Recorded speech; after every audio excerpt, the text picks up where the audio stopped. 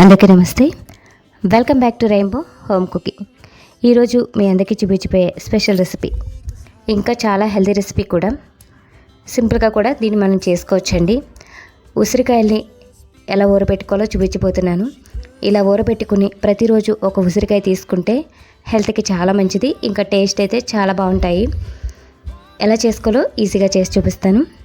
దీనికోసం ముందుగా 250 గ్రామ్స్ వరకు ఉసిరికాయల్ని తీసుకున్నాను. ముందుగా శుభ్రంగా వాష్ చేసుకుని తర్వాత ఒక గిన్నెలో వేసుకుని బాయిల్ చేసుకోవాలి. ఇవన్నీ బాయిల్ అయ్యేలోపు ఒక 8 నుండి 10 వరకు పచ్చిమిర్చిని ఇలా చిన్నగా ఘాట్లు పెట్టుకుని ఉంచుకోవాలి. ఒక గ్లాస్ జార్ తీసుకుని పచ్చిమిర్చిని ఇంకా ఉప్పు, ఇక్కడ నేను 4 నుండి 5 టీ స్పూన్ల వరకు ఉప్పుని యాడ్ చేసుకున్నాను. ఒక గ్లాస్ జార్లో పెట్టుకుని ఉంచుకోవాలి. ఉసిరికాయలు ఇలా ఒక 5 మినిట్స్ అలా ఉడికితే సరిపోతుంది, మరి మెత్తగా అవసరం. ఇలా ఉడికించిన తర్వాత ఇలా చాకుతో కట్ చేసి పెట్టుకోవాలి. డైరెక్ట్గా కూడా మనం సాల్ట్ వాటర్లో వేసేసుకోవచ్చు. ఇలా కట్ చేసుకోవడం వల్ల ఉప్పు బాగా పడుతుంది. ఇలా అన్నీ రెడీ చేసి పెట్టుకున్న తర్వాత గ్లాస్ జార్లో వేసేసుకోవాలి. పచ్చిమిర్చి, ఉప్పు ఇంకా ఉసిరికాయలు వేసేసుకోవాలి.